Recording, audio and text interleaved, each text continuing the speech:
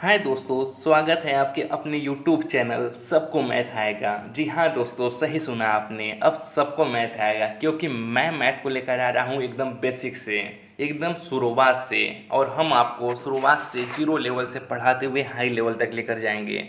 अब तक खासकर उन बच्चों के लिए जो मैथ में पढ़ने में कमज़ोर हैं या फिर जिन्हें मैथ से डर लगता है, उन्हें अब टेंशन लेने की कोई ज़रूरत नहीं है क्योंकि अब बहुत ही जल्द वो मैथ को एकदम फर्राटेदार लगाने वाले हैं। मैथ के सवाल खासकर percentage, profit loss, compounding interest, इन सब सवालों से बच्चों को डर लगता है। अब ये सब सवाल बहुत ही ईजिली आप लोग लगाने लगेंगे। बस मेरे साथ कम से कम 10 से 15 वीडियो जो बेसिक मैथ की वीडियो हो, इनको पहले कंप्लीट करिए अच्छे से। इनका नॉलेज रहेगा तो आप मैथ के बड़े से बड़े सवालों को भी बहुत आसानी से लगा लेंगे। तो चलिए आइए दोस्तों, शुरू करते हैं। हम लोग बेसिक मैथ के कुछ इंपॉर्टेंट फैक्ट को जान लेते हैं। जैसे कि पहला है, किसी संख्या में शून्य से गुणा किया जाए या शून्य में किसी संख्या से गुणा किया जाए, गुणनफल शून्य प्राप्त होता है। क्या? अगर कोई संख्या है, मान लेते हैं कि संख्या क्या है, ए है, ठीक है दोस्तों, और इसमें क्या हो रहा है, जीरो से गुणा किया जा रहा है, तो हम लोगों को जो गुणनफल क्या प्राप्त होगा, शून्य। अगर वहीं पर अगर शून्य में किसका, ए से गुणा किया जा रहा है, तो भी हम लोगों के पास क्या होगा, गुणनफल शून्य ही प्राप्त होगा। ठीक है दोस्तों, पहला नियम क्या है कि कोई संख्या है और उसमें शून्य से गुणा किया जा रहा है, तब भी हम लोगों को गुणनफल शून्य प्राप्त होगा। अगर शून्य दिया है और उसमें किसी संख्या से गुणा किया जा रहा है, तब भी गुणनफल क्या होगा, शून्य ही प्राप्त होगा। जैसे कि एग्जाम्पल के तौर पर यहाँ पर देख लेते हैं हम लोग, कुछ दिया हुआ है। पहला एग्जाम्पल है कि दो है, दो संख्या है और उसमें क्या हो रहा है, जीरो से मल्टीप्लाई करवाया जा रहा है। तो यहाँ पर हम लोग ऊपर नियम पढ़े थे, जैसा कि अगर संख्या में जीरो से मल्टीप्लाई हो रहा है तो उत्तर हमारा क्या होगा, जीरो होगा। वैसे ही नीचे देख लेते हैं, 6 में अगर जीरो से गुणा किया जाएगा तो क्या होगा, गुणनफल शून्य होगा। लेकिन नीचे वाला थोड़ा अलग कंडीशन, यहाँ पर देख लेते हैं, 8 गुणे 7 गुणे 0 गुणे 5। यहाँ पर भी ध्यान दीजिए दोस्तों, संख्या चाहे कितनी ही ज़्यादा अंकों का क्यों ना हो, लेकिन अगर बीच में जीरो से गुणा हो रहा है तो उसका पूरा का मान क्या हो जाएगा, जीरो हो जाएगा। ठीक है, जब जीरो का गुणा किसी एक में भी होगा तो पूरा गुणनफल क्या हो जाएगा, जीरो हो जाएगा। ऐसे इधर भी देख लीजिए, जब जीरो में हम लोग क्या कर रहे हैं, 5 का गुणा कर रहे हैं, फिर गुणे 4 कर रहे हैं, तो जीरो से जैसे ही 5 का गुणा होगा उसका मान क्या हो जाएगा, जीरो हो जाएगा। ठीक है, आइए दोस्तों अगला नियम देखते हैं, नियम 2। नियम 2 क्या कह रहा है कि शून्य में किसी संख्या से भाग दिया जाता है, शून्य में किसी संख्या से भाग दिया जाता है तो भागफल क्या होता है, शून्य प्राप्त होता है। जैसे यहाँ पर दिया गया है ना, शून्य है और उसमें ए से भाग दिया जा रहा है, तो हम लोगों के पास जो भागफल आएगा वो क्या होगा, शून्य होगा। यहाँ पर भागफल सभी बच्चे समझ रहे हैं ना। जैसे अगर हम लोग 4 हैं और 4 में 2 से क्या करते हैं, भाग देते हैं। ठीक है बच्चों, तो कितनी बार में जाता है कि 2 बार, 2 दूना 4। तो यही जो हमारा उत्तर आता है इसी को हम लोग भागफल कहते हैं। ठीक है, तो क्या होगा, ऐसे ही देखिए अलग अलग एग्जाम्पल हमने दिए हुए हैं इसके। जैसे कि यहाँ पर देखिए, जीरो में जब 5 से भाग दे रहे हैं तो भी हम लोगों को भागफल क्या होगा, शून्य प्राप्त होगा। जीरो में 25 से भाग देंगे तब भी क्या होगा, भागफल शून्य प्राप्त होगा। जीरो में जब 125 से भाग दे रहे हैं तब भी भागफल क्या होगा, शून्य प्राप्त होगा। और जीरो में जब 5625 से भाग देंगे तब भी क्या होगा, भागफल आपका जीरो ही प्राप्त होगा। ठीक है दोस्तों, चलिए आइए अगला देखते हैं। तीसरा नियम क्या कह रहा है कि किसी संख्या को शून्य से भाग दिया जाए तो भागफल अनंत प्राप्त होता है। ये देखिए बहुत ही ज़्यादा इंपॉर्टेंट है दोस्तों, मोस्ट इंपॉर्टेंट है। इतना बच्चों को जानकारी रहना चाहिए, अक्सर करके एग्जाम में पूछ दिया जाता है और बच्चे कंफ्यूज हो जाते हैं। क्या? किसी संख्या को शून्य से भाग दिया जाए तो भागफल अनंत प्राप्त होता है। इसके ऊपर था कि शून्य में किसी संख्या से भाग दिया जाता था तो शून्य प्राप्त होता था, लेकिन यहाँ पर उल्टा कर रहा है कि क्या कर रहा है कि संख्या है और उसमें शून्य से भाग दिया जा रहा है, तो हम लोगों को भागफल क्या आएगा, ये क्या आएगा बेटा, अनंत आएगा। ठीक है, इसे याद रखिएगा आप लोग। जैसे कुछ एग्जाम्पल हम लोग देख लेते हैं। एग्जाम्पल में क्या है आपका, जैसे संख्या मान लीजिए कोई 8 है, ठीक है, क्या है, 8 है और उसमें जीरो से भाग दे रहे हैं तो हम लोगों को भागफल क्या आएगा, अनंत आएगा। अगर संख्या 1 है और उसमें जीरो से भाग दे रहे हैं तब भी क्या आएगा, अनंत आएगा। ऐसे ही संख्या 3 अंकों की मान लीजिए कोई संख्या है 545 और उसमें जीरो से भाग दे रहे हैं तब भी क्या आएगा, अनंत आएगा। ठीक है, ऐसे ही आगे भी होगा दोस्तों। चलिए आगे अगला देखते हैं। नियम 4, ये क्या कह रहा है कि किसी संख्या की घात शून्य होने पर, क्या किसी संख्या की घात शून्य होने पर उसका मान 1 होता है। मान लीजिए यहाँ पर a है, a की घात क्या है, शून्य है, a है, a की घात पे शून्य है, तो इसका मान क्या होगा, 1 होगा। ये भी बहुत इंपॉर्टेंट है दोस्तों, ये भी अक्सर करके कंपटीशन में तो अक्सर करके ये पूछ लिया जाता है। कोई सवाल दे देता है, उसमें किसी के हाथ शून्य रहता है तो उसका वैल्यू डायरेक्ट भी पूछ दिया जाता है। जैसे यहाँ पर देखिए संख्या आपका 6 है, ठीक है, क्या है, 6 है, और 6 के घात पे यहाँ पर 0 लगा हुआ है ना, 6 के घात पे 0 लगा हुआ है, तो इसका मान पूछ देता है, क्या होगा, तो इसका मान 1 होगा। और यहाँ पर अगर 2 अंकों की संख्या ले लेते हैं हम लोग की 15 है और इसके घात पे 0 है, तो इसका मान कितना आएगा बेटा, 1 आएगा। ठीक है, कितना आएगा, 1 आएगा। ऐसे ही संख्या चाहे कितनी बड़ी क्यों ना हो, 2 अंकों की, 3 अंकों की, 4 अंकों की, जैसे यहाँ पर 3 अंकों की संख्या है, ठीक है, और क्या दिया है आपका 305 और उसके घात पे 0 है, तो उसका भी मान 1 आएगा। ऐसे चाहे 1 लाख हो चाहे 1 करोड़ हो, अगर उसके घात पे 0 लगा हो तो उसका वैल्यू कितना आएगा, हमेशा 1 ही आएगा। ऐसे ही देखिए 5वां नियम क्या है कि किसी संख्या को स्वयं से भाग देने पर भागफल 1 प्राप्त होता है। इतना तो सबको पता ही होगा बच्चों। जैसे कोई संख्या मान लीजिए यहाँ पर a है, क्या है, a में अगर हम लोग a से भाग देते हैं तो कितनी बार जाएगा, a एकम 1, एक बार में जाएगा। ठीक है, ऐसे ही देखिए यहाँ पर जैसे 5 है, 5 में स्वयं से भाग दे रहे हैं तो 5 5 से कट जाएगा, कितना आएगा मान, 1। ऐसे 23 से 23 में भाग देंगे तो 23 23 से कट जाएगा, कितना मान आएगा, 1 आएगा। लेकिन यहाँ पर ध्यान रखिएगा, अगर आपको 0 दिया है और 0 में क्या कर रहा है, 0 से भाग देने के लिए, तो इसका कोई भी कभी भी 1 मान नहीं आएगा दोस्तों। इसका मान नॉट डिफाइन यानी कि अपरिभाषित होता है किसी भी संख्या में, क्योंकि 0 से भाग जाता ही नहीं। इसे ज़रूर से याद रखिएगा। ठीक है दोस्तों, चलिए आइए अगला नियम देखते हैं हम लोग। अब क्या है, जोड़ और घटाना देखते हैं। जोड़ को इंग्लिश में हम लोग एडिशन कहते हैं। इतना बच्चों को जानकारी रखना चाहिए कि छोटी छोटी जो भी चीज़ें हैं उनका इंग्लिश वर्ड आप लोग याद रखिए, क्योंकि अब इंग्लिश का ज़माना आ चुका है और आगे चल के जब आप लोग कंपटीशन देते हैं तो कंपटीशन में भी पेपर 2 भाषाओं में बनता है, हिंदी इंग्लिश। कुछ बच्चों को हिंदी पढ़ने में भी दिक्कत होती है तो वो इंग्लिश देखकर क्या करते हैं, उसी क्वेश्चन को आसानी से लगा लेते हैं। तो इसलिए इंग्लिश जानना भी ज़रूरी है। जैसे जोड़ को क्या कहते हैं बेटा, एडिशन, और घटाना को क्या कहते हैं, सब्सट्रैक्शन। जोड़ और घटाना का पहला नियम देखते हैं हम लोग। जैसे क्या होता है, धनात्मक संख्याएं सदैव आपस में जुड़ती हैं और चिन्ह प्लस का लगता है। जैसे यहाँ पर 3 + 5 बराबर क्या है, 8। ठीक है, धनात्मक संख्याएं, यहाँ पर 3 भी धन है, 5 भी धन है, ये दोनों हमेशा क्या होंगे, आपस में जुड़ेंगे तो क्या आएगा, 8 आएगा। और चिन्ह भी हमेशा किसका लगेगा, धन का लगेगा। जैसे कुछ नोट्स दिया है, इसका देख लेते हैं हम लोग। क्या दिया है कि किसी संख्या के पहले कोई चिन्ह न हो तो वहाँ धन माना जाता है। जैसे कि ऊपर क्या हुआ था, यहाँ पर हम लोग 3 के पहले धन नहीं लगाए थे। इसका मतलब ये है कि यहाँ पर धन का चिन्ह लगा हुआ है। जहाँ पर कोई भी संख्या डायरेक्ट लिख दी गई हो, उसके पहले प्लस या माइनस न लगा हो, तो वहाँ पर हम लोग मान लेते हैं कि यहाँ पर प्लस लगा हुआ है। ठीक है बच्चों, चलिए आइए अगला दूसरा नियम देखते हैं इसका। धनात्मक और ऋणात्मक संख्याएं सदैव आपस में घट जाती हैं और चिन्ह बड़ी संख्या का लगता है। क्या क्या, बहुत इंपॉर्टेंट है, देखिए, धनात्मक और ऋणात्मक संख्याएं सदैव आपस में घट जाती हैं, यानी कि एक प्लस दिया हो और दूसरा माइनस दिया हो तो वो दोनों आपस में क्या हो जाएंगी, हमेशा घट जाएंगी। और उससे भी इम्पोर्टेंट कि चिन्ह किस संख्या का लगेगा, प्लस लगेगा कि माइनस, तो जो संख्या बड़ी होती है उसी का चिन्ह लगता है। जैसे हम लोग एग्जाम्पल देख लेते हैं, यहाँ पर क्या है, +5 है और फिर क्या है, -7 है।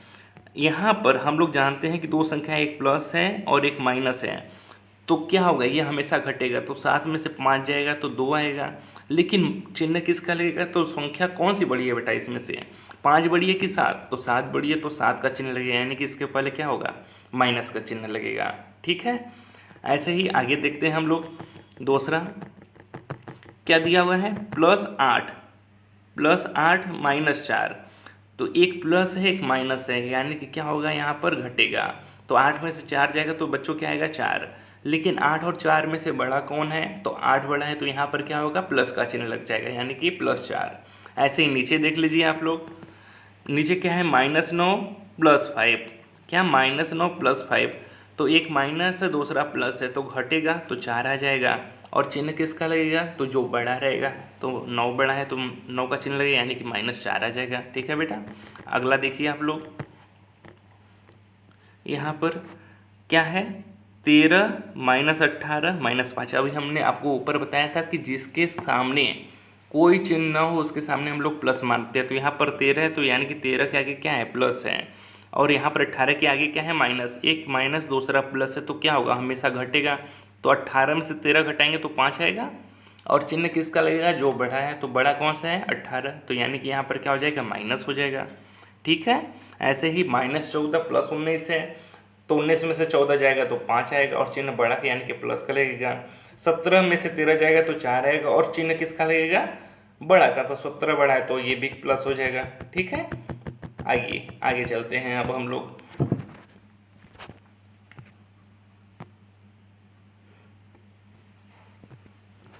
अगला क्या है, ऋणात्मक संख्याएं आपस में जुड़ जाती हैं। ठीक है, ऋणात्मक संख्याएं क्या होती हैं, आपस में जुड़ जाती हैं, और चिन्ह ऋण का लगता है, यानी कि दो संख्याएं दी हैं, दोनों के आगे माइनस लगाओ तो वो हमेशा बेटा क्या होती है, आपस में जुड़ जाती है। जैसे यहाँ पर -3 दिया है, फिर -2 दिया है, देखिए 3 के आगे भी माइनस है, 2 के आगे भी माइनस है, तो ये दोनों हमेशा जुड़ जाएंगे, तो क्या हो जाएगा, 3 2 5, और चिन्ह किसका लगेगा, माइनस का। ठीक है, ऐसे ही देखिए आगे क्या है, ये बहुत ईजी है कि अगर दो संख्याएं हैं और दोनों भी क्या हो, निगेटिव हों, तो आपस में जुड़ जाएंगी और चिन्ह हमेशा माइनस का लगेगा। जैसे -6 -3 क्या हो जाएगा, -9, ऐसे -6 -6 -15 हो जाएगा। ठीक है, आइए दोस्तों, तो अब हम लोग क्या देखते हैं, गुणा, मल्टीप्लिकेशन। इसे बहुत ही आराम से पढ़िएगा, क्योंकि बच्चे अक्सर करके यहाँ पर गलती कर देते हैं। देखिए बच्चों ध्यान से, अगर दो प्लस हो, प्लस का गुणा जब हम प्लस में करते हैं तो हमेशा प्लस ही प्राप्त होता है। जैसे यहाँ पर अगर +3 है, +3 का गुणा 9 में बराबर 3 × 3 कितना आएगा, 9, और दोनों प्लस है तो यहाँ पर भी क्या प्लस प्राप्त होगा। ऐसे जब प्लस का गुणा माइनस में होता है तो हमेशा माइनस प्राप्त होता है। क्या, जब प्लस का गुणा माइनस में होता है तो बच्चों क्या होता है, माइनस प्राप्त होता है। जैसे यहाँ पर 3 है, प्लस है, फिर उसका गुणा किस में हो रहा है, -3 में, यानी कि 3 × 3 9 तो आ गया, लेकिन चिन्ह किसका लगेगा, तो एक प्लस एक माइनस है, तो यहाँ पर भी क्या हो जाएगा, माइनस। और यहाँ पर भी देखिए जस्ट उसका उल्टा, अगर माइनस का गुणा प्लस में हो रहा है तब भी क्या होता है, माइनस प्राप्त होता है। जैसे -3 का गुणा 3 में होता है तो -9। ठीक है बच्चों, मैं आपको एकदम बेसिक से सिखा रहा हूँ, छोटी छोटी बातों को, इतना जल्दी कोई अध्यापक सिखाता नहीं है। ठीक है बच्चों, हाँ, तो आगे देखिए, जैसे माइनस का गुणा माइनस में, क्या, माइनस का गुणा माइनस में जब हम लोग करते हैं तो क्या होता है, प्लस प्राप्त होता है। जैसे -3 × -3 तो क्या होगा, 3 का 9, और माइनस का जब माइनस में गुणा होता है तो प्लस प्राप्त होता है। जब माइनस को माइनस में जोड़ते हैं तो माइनस प्राप्त होता है। ठीक है बच्चों, लेकिन जब माइनस को माइनस से गुणा करते हैं तो हम लोग क्या, प्लस प्राप्त होता है। ये देखिए, अगर माइनस का गुणा सम बार, सम तो सभी बच्चों जानते होंगे, 2 4 6 8, यानी कि जब दो के अंतराल पे कोई चीज़ आए तो वो सम होता है। ठीक है, तो अगर माइनस का गुणा सम बार हो तो हमेशा प्लस आता है, और अगर माइनस का गुणा विषम बार हो तो माइनस आता है। जैसे कि कभी कभी बड़ी संख्या दी रहती है तो बच्चे कन्फ्यूज हो जाते हैं ना। देखिए जैसे यहाँ पर नीचे ही दिया गया है, 3 × -2 × -4 × 2 × -3, तो हम लोग यहाँ पर काउंट करना है कि जो माइनस है कितनी बार आए। तो यहाँ पर देखिए -1 2 3, ठीक है, माइनस का चिन्ह 3 बार है, यानी कि विषम बार है, तो हमेशा हम लोग यहाँ पर माइनस का चिन्ह पहले से ही लगा देंगे, फिर गुणा कर देंगे, 3 दूना 6 चौका 24 दूना 48 3 144। ठीक है दोस्तों, और नीचे वाले संख्या में देखिए -1 2 3 4, यहाँ पर -4 बार है, यानी कि सम बार है, तो यानी कि इस यहाँ पर क्या हो जाएगा, प्लस हो जाएगा, और फिर उसके बाद इसका गुणा कर देंगे, 2 चौके 8 3 24 25 120। ठीक है, चलिए आइए, आपको एकदम बेसिक से बता रहे बच्चों, यहाँ पर बच्चे सबसे ज़्यादा गलतियाँ करते हैं। ठीक है, तो इस वीडियो को बार बार आप लोग देखिएगा, जिसको एक बार में नहीं समझ में आता है वो फिर से रिपीट करके देख लीजिए। और बच्चों मेरी इस मेहनत के लिए आप वीडियो को लाइक करना ना भूलिएगा। चलिए आगे आगे देखते हैं। भाग, डिवीजन। यदि अंश और हर के चिन्ह समान हुआ, क्या है, अंश और हर के चिन्ह समान है तो धनात्मक मान प्राप्त होगा, और यदि अंश और हर के चिन्ह के मान असमान है तो ऋणात्मक मान प्राप्त होता है। ठीक है, यदि अंश और हर के चिन्ह समान है तो धनात्मक मान प्राप्त होता है। यदि अंश और हर की, बेटा यहाँ पर गलती हो गया थोड़ा सा, यहाँ पर मान की जगह चिन्ह रहना चाहिए, आप लोग बना लीजिएगा। और सभी बच्चों से अनुरोध है कि वह वीडियो देखते चले, साथ साथ नोट्स भी तैयार करें, क्योंकि जब आप एक बार नोट्स तैयार करते हैं तो आप फिर से भूल जाते हैं, तो आप तुरंत नोट्स खोल कर देख लेते हैं और तुरंत रिकॉल हो जाता है। ठीक है, तो इसलिए नोट्स देखना बनाना बहुत ज़रूरी है। सभी बच्चे नोट्स बनाएं और कमेंट करके ज़रूर बताएं कि उन्हें यह वीडियो कैसा लगा। अगर वो अच्छा कमेंट करते हैं, उनको समझ में आता है, तो मैं आगे भी वीडियो लगातार जल्द से जल्द अपलोड करूँगा, इससे मुझे मोटिवेशन मिलेगा। ठीक है दोस्तों, जैसे यहाँ पर देखते हैं, अगर ऊपर धन का चिन्ह है, क्या है, ऊपर भी धन है नीचे भी धन, दोनों समान है, तो हम लोग को जो भागफल भी क्या होगा, धन प्राप्त होगा। लेकिन यहाँ पर देखिए, अगर ऊपर धन हो नीचे ऋण हो, यानी कि दोनों के चिन्ह विपरीत हो, तो हमेशा माइनस प्राप्त होगा।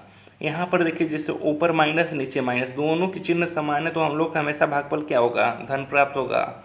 उसी के आगे अगर ऊपर माइनस हो नीचे प्लस हो, दोनों के चिन्ह विपरीत हैं, तो हम लोग क्या होगा, भागफल माइनस प्राप्त होगा।